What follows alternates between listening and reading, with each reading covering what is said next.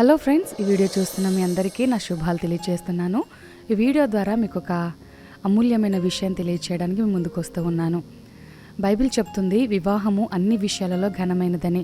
Hebrew పత్రిక 13వ అధ్యాయం 4వ వచనంలో ఈ మాటను మనం చూస్తాం. ఈ రోజున వివాహ కార్యక్రమాలు ఎంతో అద్భుతంగా అంగరంగ వైభవంగా జరుగుతున్నాయి. అందులో సందేహం ఏమీ లేదు.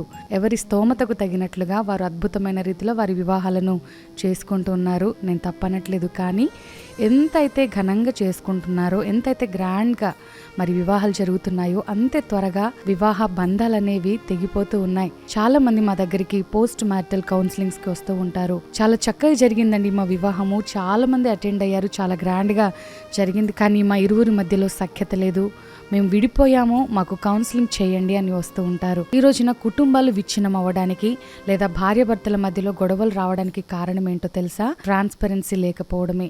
ఇరువురి మధ్యలో ట్రాన్స్పరెన్సీ అనేది ఖచ్చితంగా ఉండాలి. భార్య ఏం చేస్తుందో భర్తకు తెలియాలి, భర్త ఏం చేస్తున్నాడో భార్యకి ఖచ్చితంగా తెలియాలి.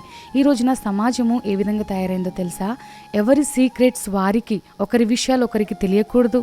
ఈవెన్ భర్త యొక్క పాస్వర్డ్ భార్యకి తెలియకూడదు, భార్య యొక్క పాస్వర్డ్ భర్తకు తెలియకూడదు. ఒకవేళ తెలిసాయంటే అక్కడ ఖచ్చితంగా గొడవలు జరగాల్సిందే.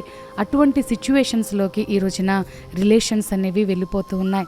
చాలా చక్కగా పైకి కనపడుతున్న ఇరువురి మధ్యలో సఖ్యత ఉండట్లేదు. ఒకటే ఒక విషయాన్ని నేను చెప్పాలని ఇష్టపడుతూ ఉన్నాను. మీ ఇరువురి మధ్యలో సీక్రెట్స్ అనేవి ఉండడానికి వీలు లేదు. ఎందుకంటే మీరిరువురు ఏక శరీరమై ఉన్నారు, ఒకే కుటుంబమై ఉన్నారు, ఒకే ఆలోచన కలిగి మీరు ఉండాలి.